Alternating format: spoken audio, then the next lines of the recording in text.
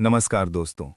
आज की कहानी एक ऐसे सफर की है जहां अंधेरा सिर्फ रात का नहीं बल्कि इंसान के अंदर भी बसा होता है। और जब दोनों एक साथ मिल जाते हैं तो सच और डर के बीच की रेखा धुंधली हो जाती है। उम्मीद करते हैं ये कहानी आपको पसंद आएगी। अगर पसंद आए तो लाइक और सब्सक्राइब जरूर करें, जिससे आगे आने वाली वीडियो आपके पास आसानी से पहुंच सके। ये कहानी है राघव की, जो एक छोटे से गांव से निकलकर शहर की तरफ जा रहा था। उस रात जब सब कुछ बदलने वाला था। राघव एक सीधा साधा लड़का था, जिसे बचपन से ही पुरानी कहानियों और भूतिया जगहों के बारे में सुनने का शौक था। लेकिन उसने कभी नहीं सोचा था कि एक दिन वो खुद किसी ऐसी कहानी का हिस्सा बन जाएगा। उस रात वो ट्रेन में सफर कर रहा था, एक पुरानी सी स्लीपर बोगी में, जहां आधे से ज्यादा लोग सो चुके थे। रात के करीब 11 बज रहे थे। ट्रेन धीरे धीरे एक सुनसान इलाके से गुजर रही थी। बाहर सिर्फ अंधेरा था और कभी-कभी दूर एक पेड़ या बिजली का खंभा दिखाई दे जाता था। राघव की नींद अचानक खुल गई। उसने महसूस किया कि कोई उससे देख रहा है। उसने अपनी आंखें धीरे से खोली और सामने वाली सीट की तरफ देखा। वहां एक आदमी कंबल ओढ़े बैठा था। उसका चेहरा पूरी तरह छुपा हुआ था। राघव ने सोचा शायद कोई और पैसेंजर होगा, लेकिन अजीब बात यह थी कि उस आदमी की आंखें कंबल के अंदर से भी चमक रही थीं, जैसे वो सीधा उसकी रूह को देख रहा हो। राघव ने अपना मुंह फेर लिया और खुद को समझाने लगा कि यह सिर्फ उसका वहम है। लेकिन कुछ देर बाद उसने महसूस किया कि वो आदमी धीरे धीरे उसकी तरफ बढ़ रहा है। बिना आवाज के, बिना किसी हरकत के, बस उसकी मौजूदगी बढ़ रही थी। राघव का दिल जोर जोर से धड़कने लगा। उसने हिम्मत करके पूछा, कौन हो तुम?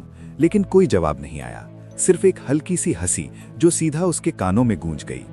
राघव ने तुरंत अपनी सीट छोड़ दी और बोगी के दरवाजे की तरफ चल दिया। वहां जाकर उसने बाहर झांका तो ट्रेन एक पुराने स्टेशन पर रुकने वाली थी। स्टेशन का नाम धुंधला सा था, जैसे किसी ने उसे जानबूझकर मिटा दिया हो। प्लेटफॉर्म पर कोई नहीं था, सिर्फ एक पुरानी घड़ी लटक रही थी जो ठीक 11:11 दिखा रही थी।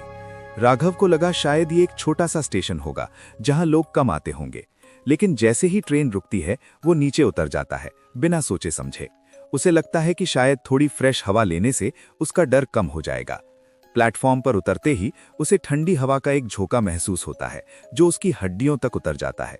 वो इधर उधर देखता है, लेकिन कोई नहीं होता, सिर्फ सन्नाटा और एक अजीब सी खामोशी जो कानों को चुभने लगती है।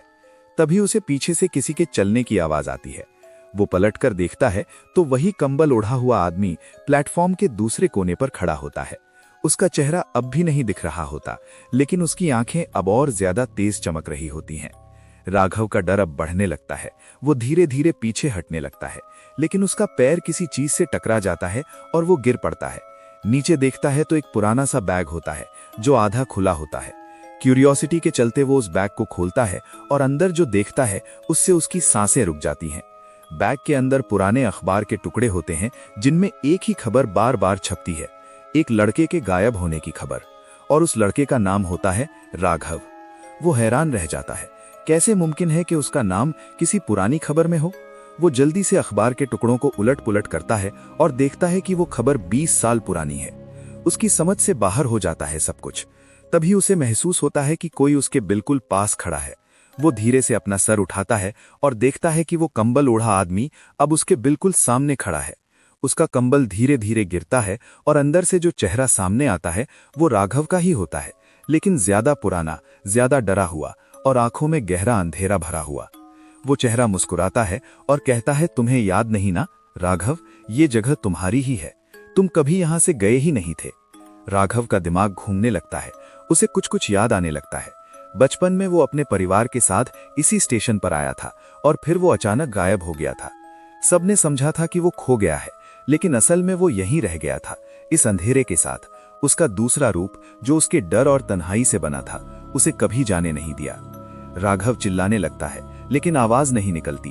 वो भागने की कोशिश करता है, लेकिन उसके पैर जैसे जम जाते हैं। उसका दूसरा रूप धीरे से उसके करीब आता है और कहता है, तुम जितना भागना चाहो भाग लो, लेकिन अपने आप से कभी नहीं बच सकते। ये कहकर वो राघव को छू लेता है और एक पल में सब कुछ अंधेरा हो जाता है। अगले ही पल राघव खुद को फिर से ट्रेन की सीट पर बैठा हुआ पाता है। सब कुछ नॉर्मल लगता है। लोग सो रहे होते हैं, ट्रेन चल रही होती है, लेकिन अब एक फर्क होता है। सामने वाली सीट पर एक नया लड़का बैठा होता है जो डरा हुआ होता है और कंबल ओढ़े एक आदमी उसे देख रहा होता है। राघव धीरे से मुस्कुराता है और कंबल अपने ऊपर खींच लेता है।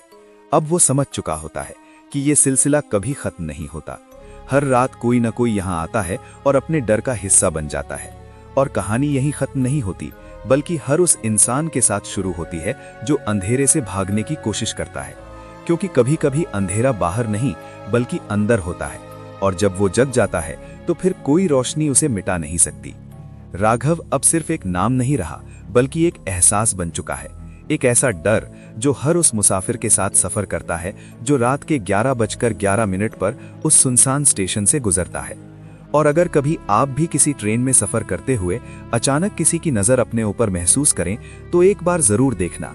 शायद कोई कंबल ओढ़े आदमी आपको देख रहा हो, और शायद उसकी आंखों में आपको अपना ही चेहरा नजर आ जाए। और तब समझ लेना कि कहानी अब आपकी है, और इस कहानी का कोई अंत नहीं है। सिर्फ एक लंबी अंधेरी राह है जहां से वापस आना मुमकिन नहीं होता। और जो एक बार उस राह पर चल पड़ा, वो हमेशा के लिए उसी का हो जाता है। और आज भी वो स्टेशन वही है। वही घड़ी 11:11 पर रुक जाती है, और कोई ना कोई राघव बन जाता है, बिना किसी आवाज के, बिना किसी निशान के, बस एक कहानी और एक डर बनकर, जो कभी खत्म नहीं होता।